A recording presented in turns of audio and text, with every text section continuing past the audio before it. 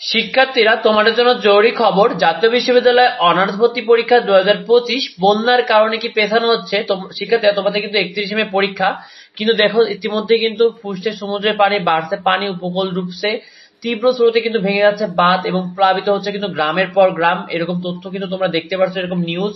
শিক্ষার্থীরা, এছাড়াও কিন্তু শক্তি বাড়ছে এই নিম্নচাপ, প্রবল দুর্যোগের পূর্বাভাস এবং পানিতে কিন্তু চলে এসছে নিম্ন অঞ্চল। শিক্ষার্থীরা, ইতিমধ্যে কিন্তু 11 জেলায় কিন্তু বন্যার সংখ্যা অর্থাৎ সতর্কতা জারি করেছে।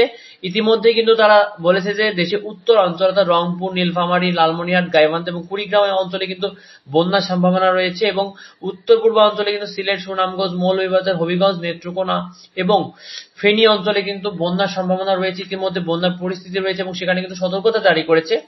শিক্ষার্থীরা, এছাড়াও কিন্তু হাতিয়ার সঙ্গে কিন্তু সারা দেশের যোগাযোগ বিচ্ছিন্ন এবং তলিয়ে গেছে কিন্তু নিঝুম দ্বীপ, সেখানে কিন্তু সেটা কিন্তু পুরোপুরি বন্যায় আচ্ছাদিত।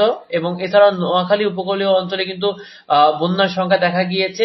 শিক্ষার্থীরা, ইতিমধ্যে টানা 5 দিন বৃষ্টি হতে পারে তারা বলেছে এবং গভীর নিম্নচাপের কারণে কিন্তু 14টি জেলায় ভাসতে পারে অর্থাৎ জলোচ্ছ্বাসের সম্ভাবনা রয়েছে।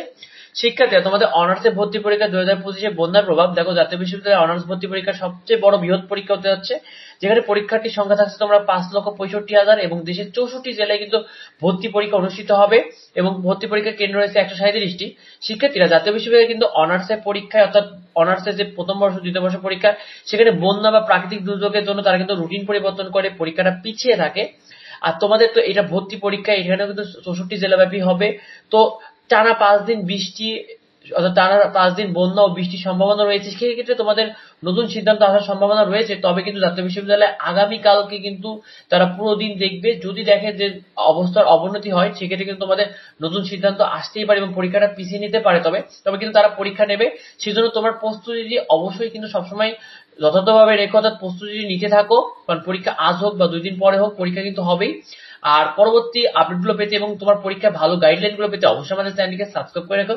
আর যদি কিছু জানার থাকে অবশ্যই ভিডিওতে কমেন্ট করো। দেখা হয় পরবর্তী ভিডিওতে। ধন্যবাদ সবাইকে।